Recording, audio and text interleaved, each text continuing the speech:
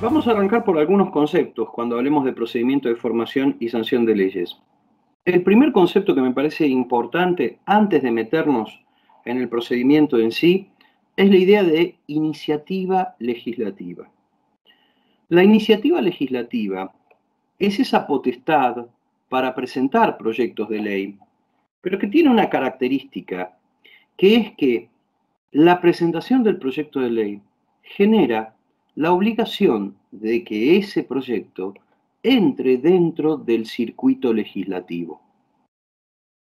Entrar dentro del circuito legislativo significa empezar a cumplir los pasos procedimentales para que ese proyecto pueda llegar o no a su tratamiento en el recinto. Esto nos muestra dos cosas. Primero, que iniciativa legislativa no es meramente poder presentar un proyecto de ley, parece ser algo más.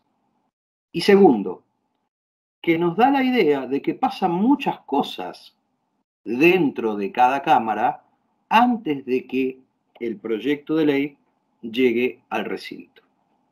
Iniciativa legislativa, la Constitución le asigna exclusivamente a los diputados en la Cámara de Diputados, a los senadores en la Cámara de Senadores y al Poder Ejecutivo en ambas cámaras. Hay un cuarto actor constitucional que puede presentar o que tiene derecho a iniciativa legislativa, que es el pueblo, pero cuando utiliza un mecanismo de democracia semidirecta que se llama iniciativa popular legislativa, que está arreglado en el artículo 39 de la Constitución y que cuando estudiemos derechos políticos vamos a verlo. Como regla general, los proyectos de ley pueden iniciar en cualquiera de las dos cámaras. Pero, la Constitución dice o establece para algún tipo de proyecto de ley que inicia exclusivamente en una u otra cámara. Vamos a ver, si repasamos la Constitución, que la ley de coparticipación federal, que ya estudiamos nosotros, o las cuestiones relacionadas con federalismo, inician en la Cámara de Senadores. Reclutamiento de tropa, creación de impuestos, son leyes que inician en la Cámara de Diputados. Hay leyes que solo pueden ser iniciadas, solo tiene iniciativa legislativa el Poder Ejecutivo. La ley de presupuesto y la ley de ministerio solo pueden ser iniciadas, solo tiene iniciativa legislativa el Poder Ejecutivo Nacional. Esto de que algún tipo de leyes se inicie en una Cámara u otra, bajo ningún punto de vista significa que esa ley solo es aprobada por esa Cámara. Significa que tiene que arrancar por esa Cámara. Porque vamos a ver en un ratito, cuando estudiamos procedimiento de formación y sanción de las leyes, que ser Cámara de inicio es muy importante para definir algunas cuestiones en el tratamiento y en el procedimiento de formación y sanción de leyes. Entonces ya tenemos dos conceptos centrales, ¿sí? Lo que es iniciativa legislativa y la regla general de que los proyectos de ley entran en cualquiera de las dos cámaras, salvo los que tienen una cámara de inicio establecida de manera expresa por nuestra Constitución. El tercer punto es el de las mayorías.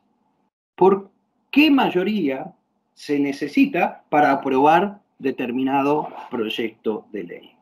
Y ahí nuevamente la regla general es que si no tiene la Constitución establecida una mayoría específica, las leyes se aprueban por la simple mayoría. La simple mayoría es el voto positivo de más de la mitad de los legisladores presentes, siempre que tengan quórum para funcionar. ¿Está? Esa es la simple mayoría. Nosotros ya conocemos un proyecto de ley que requiere una mayoría especial. ¿Y cuál es ese proyecto de ley? Por ejemplo, el que declara la necesidad de la reforma constitucional, que requiere 2/3 de la totalidad de los miembros de cada Cámara. Con lo que ahí el quórum es 2/3 de la totalidad de los miembros de cada Cámara. Esa es una ley que requiere una mayoría especial, distinta a la simple mayoría. La ley que otorga jerarquía constitucional a los tratados internacionales de derechos humanos también requiere 2/3 de la totalidad de los miembros de cada Cámara. Tiene una mayoría especial. Por eso, repito, la regla que establece la Constitución es, para aprobar una ley, simple mayoría. Por ahí alguno o alguna no lo sabe. El quórum en un órgano colegiado suele ser la cantidad de miembros de ese órgano que permitan que el órgano empiece a funcionar como tal. Esto pasa en el Congreso y pasa en el Centro de Estudiantes. Bueno, ¿cuándo podemos empezar a funcionar? Cuando X número de nosotros esté presente. En general, el quórum también está establecido con más de la mitad de los miembros. En una Cámara de 60 miembros, si hay 31 presentes, puede empezar a funcionar, porque tiene quórum. Pero repito, esto a veces no lo dejo tan claro. El quórum para funcionar está establecido o en la Constitución o en los reglamentos de cada Cámara. Eso para, si ustedes tienen que estudiar esto de manera comparada. ¿Ok? El quórum se establece normativamente también. Para que entendamos un poquito esto de las mayorías, la Constitución suele utilizar varios nombres para definir el mismo fenómeno. Y esto suele ser un problema. La mayoría simple es más de la mitad de los presentes, en tanto que mayoría absoluta es más de la mitad de la totalidad de los miembros. Mayoría absoluta, que a veces se remite a todos. No, nunca nada se aprueba con todos, porque es imposible de conseguir. Mayoría absoluta significa que juntando a todos los ausentes, a los enfermos, juntando a los que faltaron, juntando a los que tienen licencia, igual no me ganás. Por eso es más de la mitad de la totalidad de los miembros. Esa es la mayoría absoluta. La mayoría simple es más de la mitad de los presentes. Si están todos presentes, mayoría simple y mayoría absoluta te da el mismo número. A veces, la Constitución llama a la mayoría simple mayoría absoluta de los presentes.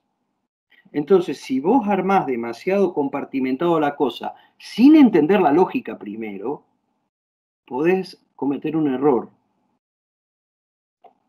¿Cómo? ¿No era mayoría simple? Sí, pero en vez de usar el nombre mayoría simple, dice mayoría absoluta de los presentes. La mayoría absoluta de los presentes es la mayoría simple. Mayoría absoluta de la totalidad de los miembros o mayoría absoluta seca será la mayoría absoluta de la totalidad de los miembros. Y después tenemos 2/3 de la totalidad de los miembros y 2/3 de los presentes, que no es lo mismo, como ya vimos cuando estudiamos el artículo 30. Y vayamos desde el artículo 77 en adelante. Yo voy a ir marcando qué artículos vamos leyendo, pues no vamos a leer todos. Vamos primero a leer el artículo 77. Las leyes pueden tener principio en cualquiera de las cámaras del Congreso por proyectos presentados por sus miembros o por el Poder Ejecutivo, salvo las excepciones que establece esta Constitución. Los proyectos de ley que modifiquen el régimen electoral y de partidos políticos deberán ser aprobados por mayoría absoluta del total de los miembros de cada cámara. Digo, de las cámaras. Perfecto. Acá tenemos varias cosas. Primero, la regla de que las leyes inician en cualquiera de las dos cámaras. La regla de que tiene iniciativa legislativa diputados en diputados, senadores en senadores y el Ejecutivo en cualquiera de las dos. Y de que inician en cualquier cámara, salvo las excepciones que establece la ley, que son las que direccionan a que solo inician en tal o en cual cámara. Y acá, en el segundo párrafo, establece que las leyes relacionadas con partidos políticos o régimen electoral requieren una mayoría que no es la simple mayoría, requieren la mayoría absoluta del total de los miembros de las cámaras. ¿Ok? ¿Sí? Una mayoría agravada, distinta a la simple mayoría. Lee el 78, por favor. Acá empieza el procedimiento. Acá vamos a ver que empieza el procedimiento de formación y sanción de leyes en su lógica más sencilla. ¿Podés? Sí. Aprobado un proyecto de ley por la Cámara de su origen, pasa su discusión a la otra Cámara. Aprobado por ambas, pasa al Poder Ejecutivo de la Nación para su examen. Y si también obtiene su aprobación, lo promulga como ley. Perfecto.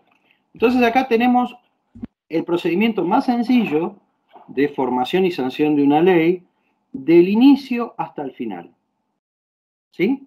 Fíjense acá los conceptos, porque Cámara de origen o Cámara de su origen puede ser senadores o diputados. Cámara de revisión se llama, a la segunda, puede ser diputados o senadores.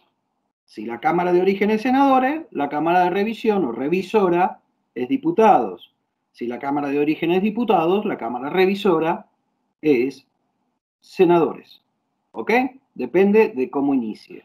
Pero como el procedimiento no sabe por qué Cámara inició, nos va a hablar de estos dos conceptos. Cámara de inicio, Cámara de origen y Cámara revisora. ¿Ok? Estos son los dos conceptos que vamos a empezar a ver aparecer en el coso. Entonces, aprueba la Cámara de su origen, pasa a la Cámara revisora. Lo aprueba la Cámara revisora, pasa al Ejecutivo. También lo aprueba el Ejecutivo. A eso se llama la promulgación.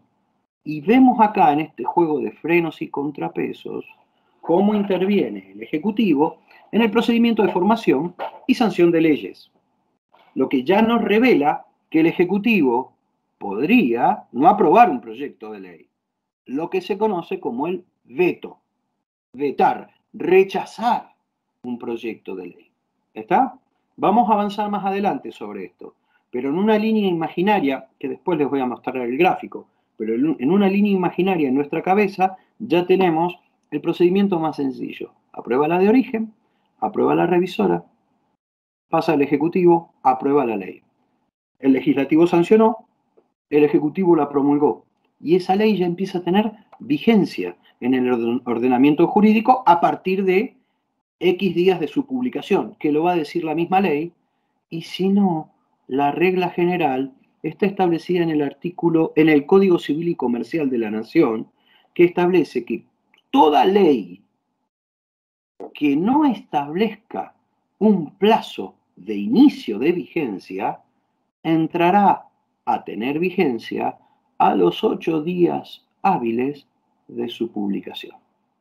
Vamos a ver qué pasa si el presidente veta un proyecto de ley. Para eso vamos a leer el artículo 80. ¿Quién puede leer el artículo 80? ¿Lo leo, profe? Dale, gracias. Artículo 80. Se reputa aprobado por el Poder Ejecutivo todo proyecto no devuelto en el término de 10 días útiles. Los proyectos desechados parcialmente no podrán ser aprobados en la parte restante. Sin embargo, las partes no observadas solamente podrán ser promulgadas si tienen autonomía normativa y su aprobación parcial no altera el espíritu ni la unidad del proyecto sancionado por el Congreso.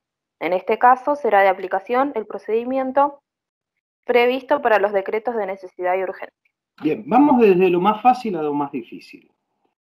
El Poder Legislativo sanciona un proyecto de ley. Cámara de inicio o de su origen aprueba, Cámara revisora aprueba, va al Ejecutivo. Este es el único caso en donde la Constitución establece eso que en el barrio conocemos como el que calla otorga. Si el presidente deja transcurrir 10 días hábiles sin decir ni mu sobre ese proyecto que le mandó el legislativo, sobre esa ley sancionada, no promulgada, pero ya sancionada, lo que ocurre es que la Constitución reputa como promulgado fictamente, como promulgado de hecho. O sea, el legislativo sanciona un proyecto de ley y se lo manda al Ejecutivo para la promulgación. El Ejecutivo está 10 días sin decir nada. Listo, se entiende como promulgado tácitamente, promulgado por el silencio, y debe publicarse. Lo que ocurre ahí es que el secretario legal y técnico o el funcionario del que dependa el boletín oficial, lo que va a hacer es corroborar como escribano que pasó el tiempo, hacer una notita y mandarlo a publicar. Esto suele hacerse las veces que el Ejecutivo no le gusta demasiado un proyecto de ley, pero tampoco quiere correr el costo de vetarlo. Entonces a veces, no es común, pero a veces ocurre que las leyes queden promulgadas tácitamente. ¿Okay? Siempre hablamos, y vamos a hacerlo cuando veamos ejecutivo, de el decreto de necesidad y urgencia y el decreto delegado. Y desde la discusión política se entiende a estas dos normas jurídicas como intromisiones del Ejecutivo en el Legislativo, porque en algún punto el decreto de necesidad y urgencia es la forma que tiene el presidente, la forma excepcional, de hacer leyes por decreto, lo que como lógica constitucional es una barbaridad, y como idea de división de poderes, peor. ¿Sí? El decreto delegado tiene esta misma naturaleza complicada en relación a la división de poderes, porque el decreto delegado es que el Congreso, que no puede delegar su función legislativa, se la termina delegando en cuestiones de emergencia al presidente. También es una figura complicada. Y suele no ser vista como figura tan complicada algo que también se usó y mal usó mucho durante los años 90, los primeros 90, que es la promulgación parcial de leyes. Porque acá, lo que no existía originariamente en nuestra Constitución expresamente reglado es, si un presidente veta parcialmente una ley, veta un cacho de la ley, ¿qué hacemos con la parte no vetada? Bueno, nuestros presidentes empezaron a promulgar la parte no vetada. Y esto es un problema. Piensen lo siguiente. Hagan de cuenta que ustedes me hacen a mí un trabajo importante, ¿ok? Y yo lo puedo aprobar o lo puedo rechazar.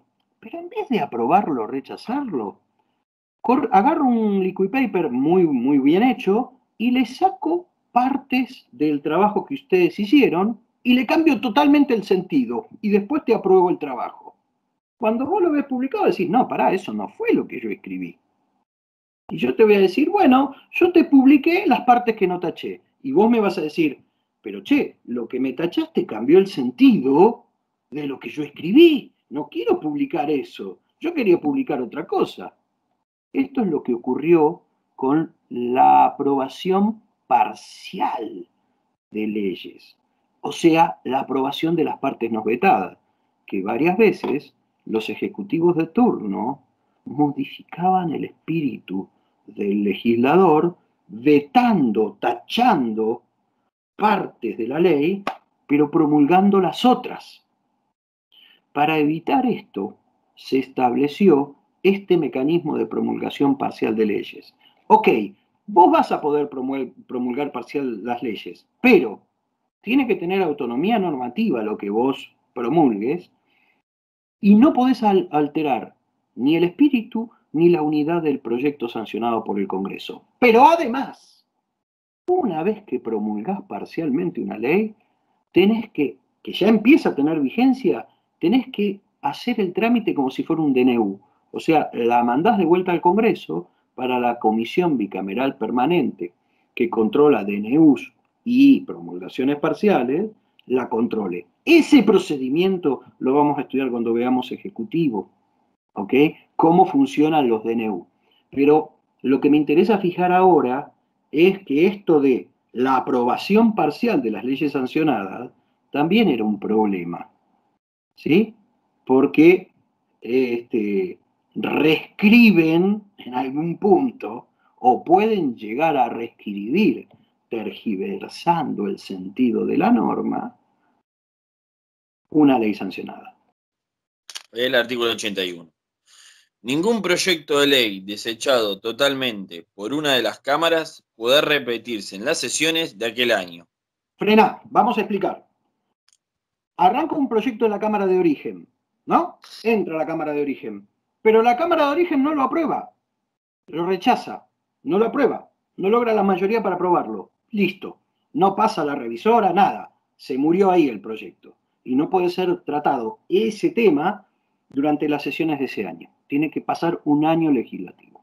¿Ok? Un proyecto es aprobado por la Cámara de Origen, pero es rechazado por la Cámara Revisora. Recuerden el tema de la despenalización del aborto. Fue así. Cámara de Origen, diputados, aprobó. Llegó al Senado, rechazó. Listo. No puede ser tratado, esto fue en el 2018, creo, no puede ser tratado durante todo ese año legislativo. ¿Está claro esto? Si un proyecto es totalmente rechazado por una de las cámaras, sea la de Origen o sea la revisora, fue, no hay más revisiones. No puede volver a ser tratado durante ese año. Podrá ser presentado el año que viene, pero ese año no. ¿Está claro esto? Sí, sí. Bien. Lo que va a leer el compañero ahora es qué pasa con un proyecto de ley que es aprobado por la Cámara de Origen, que la Cámara Revisora lo aprueba también, pero le introduce adiciones o modificaciones. Eso es lo que vamos a empezar a leer ahora. Ninguna de las cámaras puede desechar totalmente un proyecto que hubiera tenido origen en ella y luego hubiese sido adicionado o enmendado por la Cámara Revisora. Frená.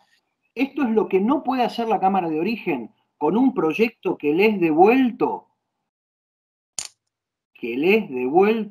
por la Cámara Revisora con adiciones o modificaciones. No puede rechazarlo totalmente. ¿Ok?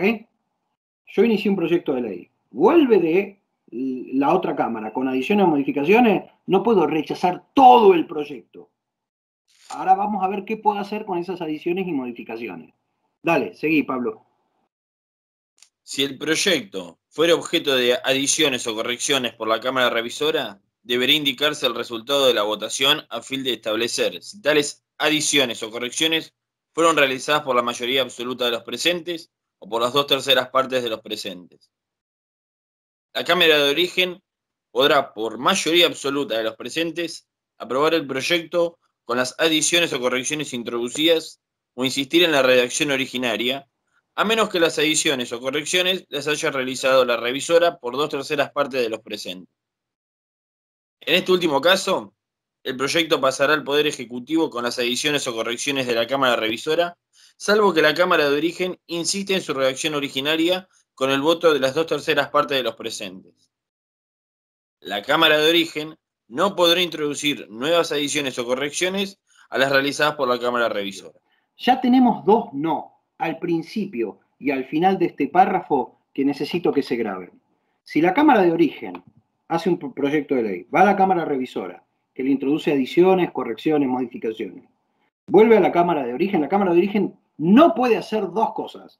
Introducirle nuevas modificaciones a las modificaciones que ya metió la Cámara Revisora, ni puede rechazar totalmente el proyecto. Esas dos cosas no las puede hacer la Cámara de Origen. Y puede hacer otras dos cosas con el proyecto que le vino con adiciones y modificaciones. Una es aceptarlo. Y esta es la más simple. A ver, soy la Cámara de Origen, hago un proyecto de ley, lo sanciono, tiene lo que se llama media sanción. Va a la Cámara Revisora, le introduce correcciones. Vuelve a la Cámara de Origen. La Cámara de Origen mira las correcciones y dicen, están buenísimas, qué bueno las modificaciones que hizo la Cámara Revisora, las apruebo. Listo, se acabó la historia. El proyecto salta al Ejecutivo para su promulgación. ¿Ok? Eso es sencillo. Otra cosa que puede hacer es rechazar, pero no toda la ley, sino las adiciones o modificaciones. Es decir, este es el discurso. Soy la Cámara de Origen, hago un proyecto de ley. Va a la Cámara Revisora, le introduce adiciones o correcciones. Vuelve a la Cámara de Origen y dice, qué porquería las modificaciones que hizo la Cámara Revisora. Vamos a insistir con nuestro texto. ¿Ok? Vamos a insistir con nuestro texto. Y ahí es donde entra a tallar por qué mayoría se introdujeron esas modificaciones. ¿Por qué? Porque vamos a pesar quién logró más mayoría. Si fueron introducidas con mayoría absoluta de los presentes, si fueron introducidas con mayoría absoluta de los presentes, que es menos que 2/3 de los presentes, con que la Cámara de Origen insista con mayoría absoluta de los presentes, ya está, ganó la Cámara de Origen. Si las modificaciones fueron introducidas con 2/3 de los presentes y la Cámara de Origen solo consigue mayoría absoluta de los presentes, ganó la Cámara Revisora y a la Cámara de Origen no le queda más remedio que mandar el proyecto como lo escribió, lo reescribió o le introdujo modificaciones la Cámara Revisora. Ahora, si la Cámara Revisora mete adiciones y modificaciones por 2/3 y la Cámara de Origen insiste con la redacción originaria con 2/3, gana la Cámara de Origen. ¿Ok? Esto es lo que acabamos de leer en el artículo 81. Esto es lo que acabamos de leer en el artículo 81. Entonces, esto resume todo lo que vimos. Cámara de Origen aprueba el proyecto. Cámara Revisora aprueba el proyecto. Se sanciona el proyecto aprobado por la Cámara de Origen. Ya está sancionado, pasa al Ejecutivo, que está en el otro cuadro, no importa. ¿Ok? Cámara de Origen aprueba el proyecto. Cámara Revisora rechaza el proyecto. Chao, no se puede volver a tratar. En las sesiones de ese año se rechazó el proyecto de ley. Cámara de Origen rechaza el proyecto. Chao, no va a la revisora. Fue, no se puede volver a tratar en las sesiones de ese año. Y acá viene. Cámara de Origen aprueba el proyecto. Cámara Revisora le adiciona o corrige por mayoría absoluta o por 2/3 de votos. Como saben, mayoría absoluta de los presentes es menos que 2/3 de los presentes. ¿Sí? O sea, cuando vuelve a la Cámara de Origen, va a volver con esta información también. Esta adición o corrección recibió el voto de la mayoría absoluta o recibió el voto de los 2/3. Bueno, vuelve a la Cámara de Origen. Si la Cámara de Origen acepta las modificaciones, fácil, se sanciona el texto aprobado por la Cámara Revisora y ese es el que gira al Ejecutivo. Ahora, si la Cámara de Origen insiste en su redacción originaria, necesita alcanzar la misma mayoría o una superior que la de la Cámara Revisora para que se sancione como ley el texto originalmente aprobado. En el caso de no lograrlo, queda sancionado el texto aprobado en la Cámara Revisora. Es decir, si las adiciones vinieron con 2/3, para que la Cámara de Origen pueda insistir con su texto, necesita 2/3. Si no, sonó. Si no logró los 2/3 la Cámara de Origen, la Cámara Revisora termina, o sea, el texto como salió de la Cámara Revisora es el que va al Ejecutivo.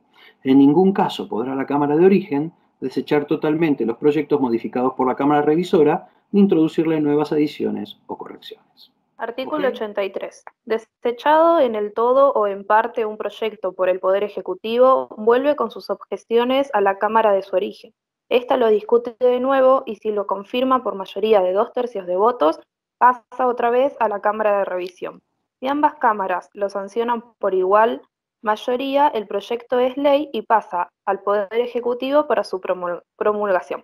Las votaciones de ambas cámaras serán en este caso nominales, por sí o por no, y tanto los nombres y fundamentos de los sufragantes como las objeciones del Poder Ejecutivo se publicarán inmediatamente por la prensa. Si las cámaras difieren sobre las objeciones, el proyecto no podrá repetirse en las sesiones de aquel año. Perfecto.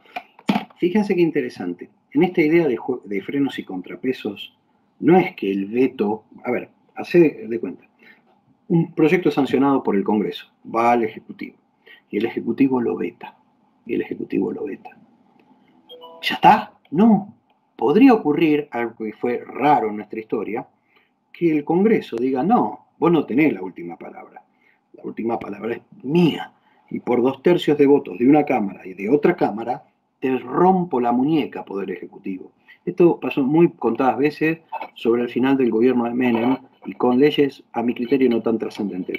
Pero después no encontré más ejemplos de esto. Lo que me interesa que sepan es que en esta lógica de controles y recontroles mutuos, el veto no es lo último. Un veto podría ser, en un escenario político raro, pero podría ser que sea vencido por la voluntad del legislativo. ¿Queda claro lo del procedimiento de formación y sanción de las leyes? Otra cuestión que me parece importante que ustedes conozcan. El trabajo legislativo mayormente no se hace en el recinto, en los debates que vemos. Un proyecto de ley, cuando ingresa al Congreso, recibe el tratamiento de aprobar el giro del mismo. ¿Esto qué significa? Aprobar el giro significa que la propia Cámara dice a qué comisiones va a ir ese proyecto antes de llegar al recinto. Y tampoco es que llega automáticamente al recinto, porque para llegar al recinto tiene que tener algún tipo de preferencia o tiene que estar establecida en algún orden del día de alguna sesión. Con esto quiere decir lo siguiente. Cada Cámara se divide en comisiones. Las comisiones están integradas por legisladores de cada Cámara. Los reglamentos de cada Cámara, que se acuerdan que habíamos dicho que eran una de las potestades individuales de cada Cámara, establecen los reglamentos de cada Cámara cómo funcionan esas comisiones. Las comisiones que están divididas temáticamente son las que dictaminan, las que corrigen los proyectos, las que aunan varios proyectos de un mismo tema. Y en las comisiones es donde suele darse ese intercambio político y técnico entre los legisladores y los que van a ser afectados por esas leyes, los que la impulsan, especialistas en la materia y otros ejemplos. Es ahí donde existe cierto grado de comunicación entre el legislativo y aquellos que tienen algún tipo de interés por la norma que se está tratando, o aquellos que tienen algún tipo de formación técnica y que pueden aportar otro tipo de visión sobre la ley. Por supuesto, es un escenario un tanto idílico el que estoy mostrando, pero suele ocurrir. Si alguna de ustedes o alguno de ustedes siguió el debate sobre el tema de despenalización del aborto, se va a dar cuenta de esas enormes reuniones que no se hacían en el recinto, en donde venían médicos, venían asociaciones, venían abogados, venían especialistas, venían ONGs a dar su opinión sobre la cuestión. Eso era el funcionamiento conjunto, si mal no recuerdo, de 3 comisiones distintas de la Cámara de Diputados, trabajando en conjunto para lograr un único dictamen del proyecto de ley que va al recinto. Por supuesto, puede ocurrir que en la comisión haya un dictamen por mayoría y un dictamen por minoría. El proyecto va al recinto con ambos dictámenes, ¿ok? Lo que quiero aclarar es que las comisiones cuyo número de integrantes está establecido en los reglamentos de la Cámara se conforman por legisladores de esa Cámara e intentan guardar cierto grado de proporcionalidad con las mayorías y con los bloques que existen en el recinto en sí. ¿Está? Este trabajo en comisión es un trabajo imprescindible, importantísimo, y es el trabajo que en general no suele verse, porque lo que solemos ver es lo que ocurre en el recinto. Pero al recinto ya deben llegar o deberían llegar leyes o proyectos de leyes con todo este trabajo en comisión. Hay una excepción a esto, y también por ahí ustedes lo han escuchado, si alguno trabaja en poder legislativo o asesora a algún legislador, que se llaman o que son tratadas sobre tablas. Las leyes que son tratadas sobre tablas requieren una habilitación especial, general 2/3, y pueden ser tratadas directamente sin despacho de comisión, porque se genera la idea de que todo el recinto se pone en comisión para tratar el despacho de ese proyecto. Estas son cuestiones no tan habituales, pero también están contemplados, lo que se llaman tratamientos sobre tablas. Todas estas cuestiones que yo estoy dando de manera muy sucinta, muy somera y muy superficial, están reguladas por los reglamentos de cada Cámara. ¿Está?